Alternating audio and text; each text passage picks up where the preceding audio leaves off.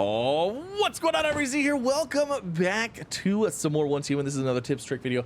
And this is hopefully going to give you some quick information on hopefully how to stay alive in the new Way of Winter experience. Now, some disclaimers: I am playing on a media account. This is not my normal account. This is an early access account that I was given, and it has absolutely everything unlocked for me. So I'm going to do the best that I can to explain when things happen, and how things are going to progress. So yeah, hopefully you guys enjoy. If you do, like, subscribe, all the fun things. But the first thing about the Way of the Winter is when you spawn in. So when you spawn in, you're actually going to have two choices here. Now, it's kind of hard to tell, but there is a zone essentially right here, and then there's going to be a zone essentially right in here. Now, it's going to tell you, okay, there's this area over here you can spawn in, and there's going to be 3 locations that you can choose from. And it's going to tell you it's going to say recommendation over here if you are a newer player or a beginner player. And if you're a more advanced player, then if you want, you can spawn in over here. Now, I will give you the benefits, the pros and cons of both of these. One of which, this area is a lower level area. And if we kind of go in here, you can see there is there's some outposts, there's some towns, there's some things like that. We've got some, you know, the standard stuff, the run-of-the-mill stuff. You have an area over here. We actually have a silo right here, a brand new silo deltas right there.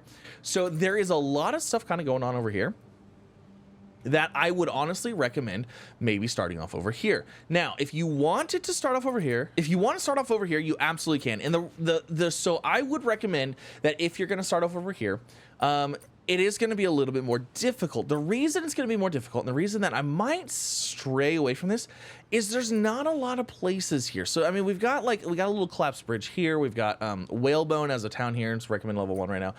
Again, also some of this stuff might change at the release. You know, this is again an earlier build that we're looking at here, so everything's subject to change.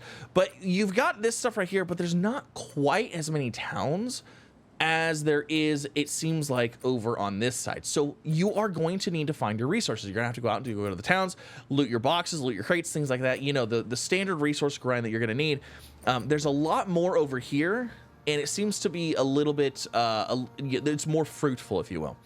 Now, the benefit of being over here is that you are closer to an end game area. So this area over here, this volcanic area, is an end game area. You can see we have level 45 here, level 50. So if you wanted to start off by building your base over here and building your faction base or your hive base or whatever you're building, you could possibly never have to move. You might be able to build here, and you might be able to stay here forever, which could be kind of cool if you want to, if that's something that you're interested in, or if you're not super worried about having things nearby, and you maybe want to have some just higher level stuff. So like here's a level 29 area. So if you're going to be a more advanced player and you're going to try to maybe skip some things, you know, we've got a level 15 area over here. That's the Bear's Den. Then you might want to start over here. Now, this in-between area is not a choice for there's like a starter area here, like I said, and a starter area here. So like this in-between right here is kind of like open it's just open for everybody. You can see we have Wishland here that's level 18. This area is level 15. So there's definitely things for both people. But like I said, if you're beginning or if you're kind of on the fence, I would probably stay over here for the most part, because you got a lot of choices. You got a lot of lower level things if you're going to be playing with that stuff. Now, like I said, advanced players, typically I try to skip. Like, I will do the absolute minimum that I have to do at level 9, tier 1, tier 2 stuff. I try to get through tier 1, tier 2 as fast as possible, straight to tier 3, tier 4, and then tier 5 once we hit level 40. So there's that. But now let's talk about the actual survival and like the actual winter thing that you're going to have here. Now, I do want to give a small shout out to Mr. Kraken, because Mr. Kraken actually threw a video of base that actually works fantastic. Now, I had the idea for this base as well, but Mr. Kraken actually like built it and tested it, and like, you know, want to give the shout outs for shout outs to do. But a base design that seems like it's going to work very well in this, and it's because of the heating and the air conditioning. So you can see we have a couple heaters here, and how heaters work is they have like an AoE effect, right? So one heater has like it can heat a certain area of, you know, X foundations by X foundations in a spherical pattern. So you can see that my base is rounded, and the reason for that is because it appears that, so you can see we have triangle foundations here. We started with 6 triangle foundations here, starting a circle. Now, when you start the game, you're gonna probably want to just do these 6 foundations like this and then throw walls up. And the reason for that is because you have different types of heating sources. So the heating sources that you're going to have access to immediately is a campfire.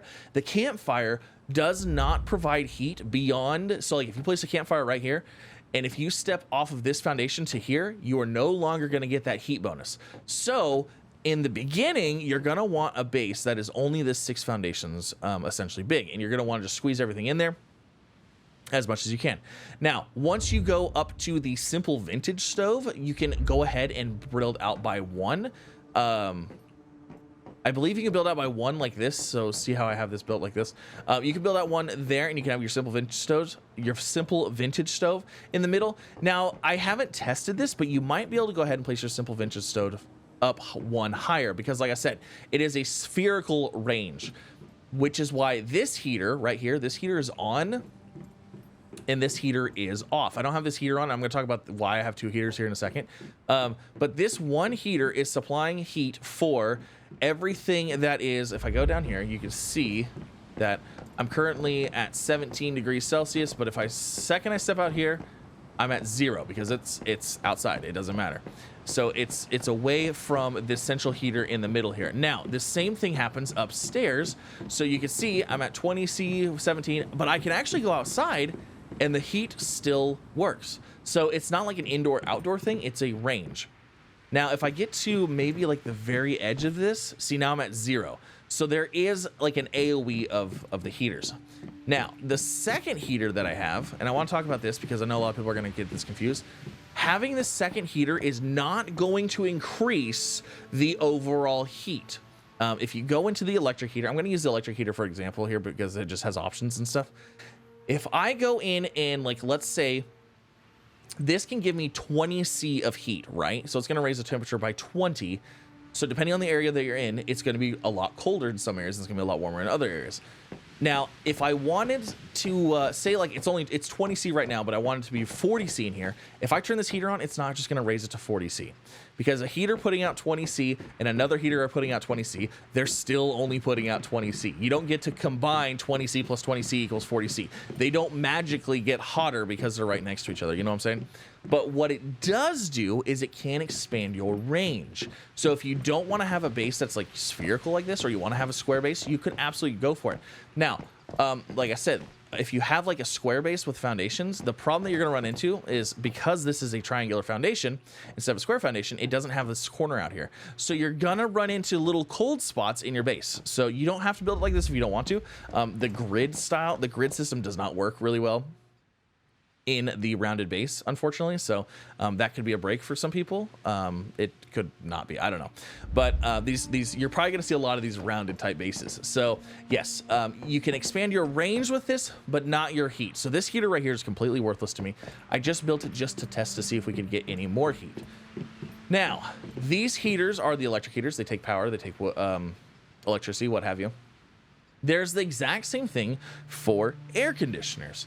So once you start getting into hot areas, which I'm going to talk about here in a second, you're going to start needing some some cooling. Now, there is only one cooling fan. There's this one right here, and it has the same. Actually, if I just go in here, it has the same options: -10, -15, -20. The reason that there's only one is because this area right here is your hot area. This area right here is where you're going to have to start dealing with heat.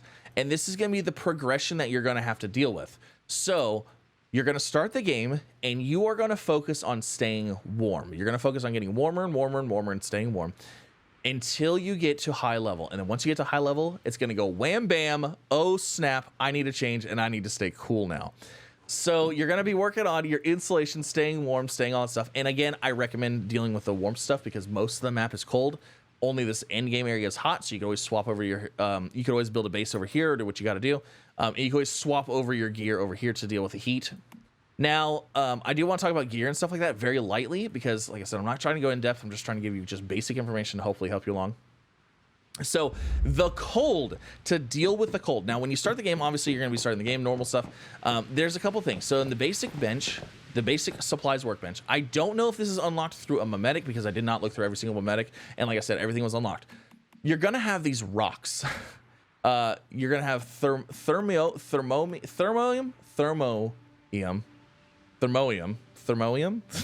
You're gonna have thermoium, which is just gravel. Now you have to make a couple of these, but essentially this is your base rock. You're gonna make a base rock, and then you can choose, do I want to make it a hetium rock? Do I want to add charcoal? Or do I want to add hot rock to this and make it a hetium rock? And what that's going to do is it's going to, when in your backpack, you gain cold resistance and frost resist plus 10. Reverts to thermium after 60 minutes. The timer is greatly extended when the surrounding temperature exceeds 60 C. So basically, if you're in a really hot area, it's not going to wear out as fast. But essentially, you craft this, you have an hour, you have 60 minutes, and it's going to give you a plus 10 on frost resist. It's just going to chill in your inventory. Let's see, you can just craft one like this. It's going to chill in your inventory. Now, this is a little bit different if you use hot rock. I believe it is, I guess it's the exact same, which I don't understand. I think it's kind of interesting. I feel like the hot rock should last longer, but yeah, so there's that. So there's our hetium rock. Now, like I said, you put it in your backpack. They do not stack. Effect cannot stack. This gives you plus 10 to cold and frost. So you're going to grab it, put it in your backpack, and it just goes and chills in your backpack right here. You don't do anything with it. You don't activate it, nothing like that. It's just going to hang out in here for 59 minutes, and then it's going to turn back into the other rock. It's going to just turn right back into this. So it doesn't ever go away. Basically, think of it, it's like a heating stone. You heat up the stone, you use the material to heat up the stone, and then it turns back into this once it cools down. That's all it does. Now, you can do the exact same thing with hot areas if you use coldium. Now, coldium, you are going to need cold crystal ore or ice cubes, and that is going to give you basically the exact same thing. So if we go to ice cube, it will, when in your backpack, you gain heat resist and burn resist plus 10, reverts back to thermoium, whatever, after 60 minutes. Timer is greatly extended when the surrounding area is below 20. So if you want, you could have both of them in your backpack to give you a little bit of resist for both ways. However, I want to talk about the resist as well, because the resist does not work the way you think it is. Well, the way that I thought it did. It can be confusing if you don't understand it. Now, people might understand it, and I might just be stupid, but that's just how it is. So yeah, these are going to be your initial, like, you know, other than your armor that might give you some things to help you with heat and cold and stuff. This is going to be your go-to. So you're going to want to make sure you get those rocks made. Again, it's just gravel and hot rock or charcoal. And then I'm going to talk about hot rock and coldium as well, because there's a special way you have to get those. So they're not super easy, but this one you're going to be using charcoal. Let's just say that. You're going to be using charcoal in the beginning. That's just how you're going to do it. So that's your first tier of heating and cooling, dealing with that. Now your next tier is actually going to be a lantern. It is going to be a chaosium lantern. So this lamp uses chaosiums as fuel. When the temperature is low, it provides heat, and when the temperature is high, it absorbs heat. This is your best friend. This thing is going to be one of your best friends. It does go into your inventory. It goes down under here, and you do use it. You turn it off and on. So basically what it does is the colder it gets, the hotter it gets. The hotter it gets, the colder it gets. So if I go outside, it is now 0 degrees C. If I hit my hotbar and I turn this on, boom, I'm at 15 C now. Because this is actually providing heat. This is actually heating me and around me. This is not a resistance. This is a heat source. And there is something currently bugged with this that I'm hoping is going to be fixed. And I'm going to talk about that at the very end, because I don't want to get into that. And I don't want to, like, you know, stir up anything. But this is actually providing heat. This is not providing resistance. There is a difference. If we look at the bar right underneath the temperature gauge, you will see that there is a blue side, there's a red side, and there is a gray side. Now, if you have something that gives you resistance, so if you make armor that gives you frost or cold resist or heat resist, if you eat food that gives you frost or cold resist, what it's going to do is it's going to change the bar that's under the temperature. So what it's going to do, so if you see my bar now, I have a large gray area, smaller blue area, smaller red area. Now, if I drop my hetium rock off of me, you can now see that my bar changed. The temperature stays the same, but my resistance has changed. So anytime you do resistance, you're not changing the temperature around you, you're changing how much you can handle the temperature. So now that I'm in the light blue bar, I'm going to start getting cold. And once I start getting cold, after a certain point, I'm gonna get hypothermia, and then it's gonna be worse and worse and worse, and it's just not a fun time. So what you're gonna want is your resistances. So if I pick up my rock again, you can see, boom, you can see my bar change. Now I'm in the gray again. So that is your resistance. Now you can stack this with food, you can stack this with armor, you can stack this with a whole bunch of things. And I'm gonna talk lightly about the armor. There is, when you go to craft your armor, make sure you're looking at what you're crafting. So if I go into, each piece is different. So if I go into a chest piece, I can actually select a couple of items here. So if I select the hide, you'll see right here, it says heat resist, cold resist, or whatever. So if I scroll down and I say, okay, I want deer hide, that gives me a cold resist and frost resist of 5. Now, different things give you different abilities. Cold resist, frost resist +5. When noticed by an enemy, sprint speed -10%. There are different things that have different items. Tundra, deer hide, cold resist, and frost resist 15. Now, each piece of armor is different. So if I do the pants I believe is actually the same. So the top and the pants basically get the same kind of buffs. But if I go into, let's say, gloves, this is going to change.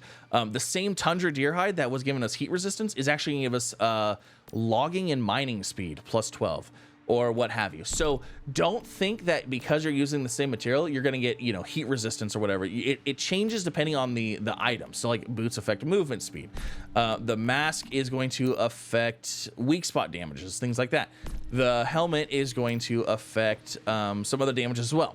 So keep that in mind. But this is also how you can craft armor to give yourself additional resistances to cold, to frost, to heat, whatever. So like if we go down and we start looking at like crocodile stuff, heat resist and burn resist +10, dampen to duration +50%. So if you're wet, you'll say wet longer, but I guess in the heat, it probably helps.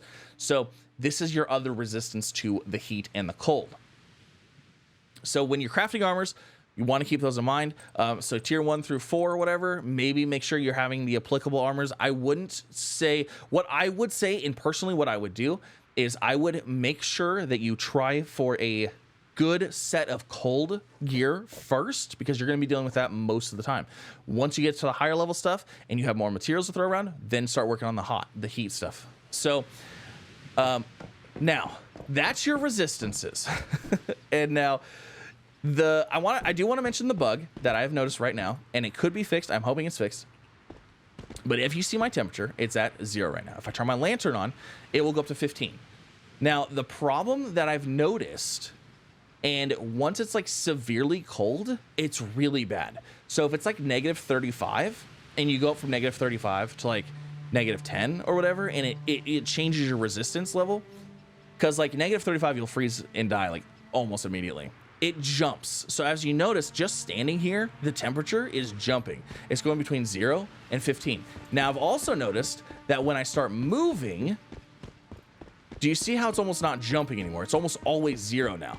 It's almost like it's calculating incorrectly that, okay, it's looking at your location and the current temperature of the location that you're in, and then it applies the buff of your heater or what have you. And I don't believe that's meant to be that way. I don't believe it's meant to be where you have to stand still in order to survive. I think you're supposed to be able to move. So I noticed that, and the only reason I noticed that, like I said, is because in certain areas, it affects you to the point where it's like if you're moving and the heat is not, so like -13 right now, I'm gonna start freezing, but now I'm not freezing, but now I'm freezing, but now I'm not freezing. Once it calculates in my heat difference. But if I stop moving, I should have my heat bonus. So that difference can literally be life and death. Like I said, I was crossing an area. It was like -35. When I was moving, it would hit -35. I would immediately start taking damage and dying. I had to stop and wait before I could take a step, because every step I took, it immediately put the temperature back down. So I don't believe it's supposed to work like that. I believe it's bugged. I don't believe it's supposed to work like that. So there's that. I think it's gonna get fixed. I hope it's gonna get fixed. I have reported it. So there's that. But yeah, so resistances, temperatures, how to get heat, how to stay alive. There's those things so far. Now, I will tell you, when it gets dark outside, it gets colder. When it gets light outside, it gets warmer. Pay attention to your environment, pay attention to your atmosphere. Now, let's talk about the hot and the cold rocks. So, in order to harvest hot and cold rocks, you are going to need something. For the cold rocks, which is what you're going to come into contact first, you are going to need some Molotovs. You're going to need Molotovs in order to deal with those. So if I go to Molotov cocktail, I'm going to go ahead and make like 5 of those real quick. You are always going to want, once you can, you're always going to want Molotovs in your inventory, and you're always going to want frost grenades in your inventory. So there is a new frost grenade right here. You're always going to want these in your inventory as well, because you're going to be using them in order to get your resources. So I'm going to take this Molotov real quick, and we are going to go over here to this cold rock. This is what cold rocks look like. They're you know, rocks that have like blue on them, and the hot rocks are exactly the opposite, except they have red and they're in the hot areas. So I guarantee you can probably figure that out. But you can't just go up and mine it. So if I go up here and try to mine this, I start freezing. It's like, whoo, uber cold, right? Yeah, can't do that. So what you have to do is you have to grab your Molotov, throw your Molotov at it, and what it's going to do is it's going to heat up the area. So now I can go ahead and I can mine this. For some reason, I don't have a drill in my hotbar here. Okay, let's try that again. So now I can mine that. And then boom, I got 50, 60 ore out of it or whatever. I don't know how much ore you're going to get because, like I said, I'm using a drill. It's probably, you know, advanced, all this stuff. But that's how you're going to have to mine those. So make sure you have Molotovs on you. Make sure you have the frost grenades on you if you can. Also, oh my gosh, I completely almost forgot. Another easy way early game to survive. Make sure you have a torch. The torch gives you +5 heat. Make sure you have a torch. It can save your life. However, if it gets too cold, it will literally freeze and go out. So just don't rely on it too much, because it will literally freeze and just go out. And it's terrible. And I know it's it's so funny though, that your torch literally freezes over because it gets too cold. So but yeah, there's that. So now the other thing, I'm gonna go over it lightly, just real fast. Let's go over the hive tower thing here, the thermal tower. The thermal tower can basically do a few things. I haven't gotten into it a whole bunch, but essentially what you can do is once you build it, you have different tiers of items. So this is reactor, we're at 0 of 3. In order to get the other bonuses, we have to research 3 technologies unlock this, research 6 for this one, 9 for this one. Now, what we can do is say, okay, I want heat spread. So the thermal tower significantly increases the thermal radiation intensity in the area, boosting fuel generator output by 10 watts. So that can be handy. Or say we want Snowy Realm Eden. The temperature around the thermal tower is optimal, and random crops will grow within its radiation range at intervals. These are the items that you would need in order to get these bonuses. Now, I believe you can get all 8 of them if you want to, but you only need 3 in order to get the next tier. Now, what's nice is that, like, so for me, an early game one that's going to be really nice is probably the Snowy Realm Eden, because there's some food that can make you stay warm. And that warm food is super handy. It's uberly handy. And then there's also, you can get animals, temperature resistant treatment. So weapons and armor crafted at workbenches within the thermal towers gain plus 30% durability. So that's a huge one as well. So then, yeah, you can basically upgrade that. And then I believe once it's upgrading, like once you upgrade this, you have a chance to get attacked. So there is that. Other things, because I just realized it, is the Chaosium. Chaosium? That is what this lantern runs on. And there's a couple ways to get it. Vultures, which is the main enemy in this scenario, is going to drop it. So you might not ever even need to make it, but you can make it in your furnace. You can either use cold crystal or hot rock. Like I said, you're probably going to be using cold crystal to start with, because that's what you're going to be able to find first. And then use that with acid, and then you can make it makes 30 Chaosium. And that like I said, that lantern, it burns it, but it does not burn it very fast. So yeah, but I know that was a lot of talking. I'm sorry, but hopefully that helps. Hopefully you guys enjoy it. If you think I missed something, like I said, I know I missed stuff, and I know I didn't talk about the food at all.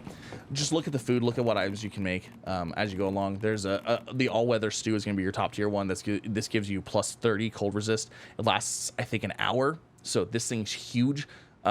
Just look for your crops. Look for the things that you can make.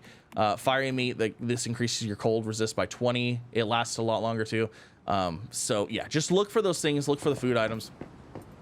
They're super amazing, super easy.